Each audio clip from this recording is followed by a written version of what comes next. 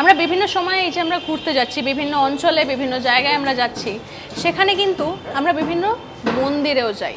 এবার মন্দির মানেই কিছু না কিছু একটি ইতিহাস বা গল্প কিন্তু জড়িয়েই থাকে। আর প্রত্যেকটি মন্দিরের কিন্তু কনস্ট্রাকশন আলাদা আলাদা হয়। এবার এমন কোনো মন্দির কি আপনারা জানেন যেটা অসমাপ্তই রয়ে গেছে বা অসম্পূর্ণভাবেই বানানো হয়েছে আর সেইভাবেই কিন্তু রয়ে গিয়েছে? এই রকমও মন্দির রয়েছে আমাদের দেশে। এটা রয়েছে কোথায় না ভোপালে। ভোপালের ব্রজেশ্বর মন্দির, সেটাকেই গণ্য করা হচ্ছে যে সেটা কিন্তু পুরোপুরি বানানো হয়নি, অসম্পূর্ণই থেকে গিয়েছে।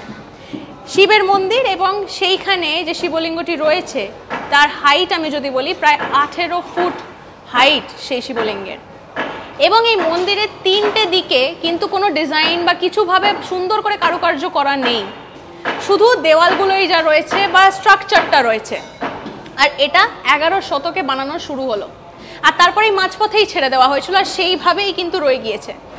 আর পরবর্তীকালে এই মন্দিরটির মাধুর্যই ওটাই যে এটা অসমাপ্ত রয়ে গিয়েছে, এই বানানো বা এই কনস্ট্রাকশনের কাজটি অসমাপ্ত রয়ে গিয়েছে। পর্যটকদের যে ভিড় জমে সেটা তো বলাই বাহুল্য। এখানে আপনারা যারা গিয়েছেন আপনাদের এক্সপিরিয়েন্স কিন্তু আমাদের সঙ্গে শেয়ার করতে ভুলবেন না। লাইক, শেয়ার, সাবস্ক্রাইব করুন এবং সঙ্গে রাখুন আজ তাক বাংলাকে।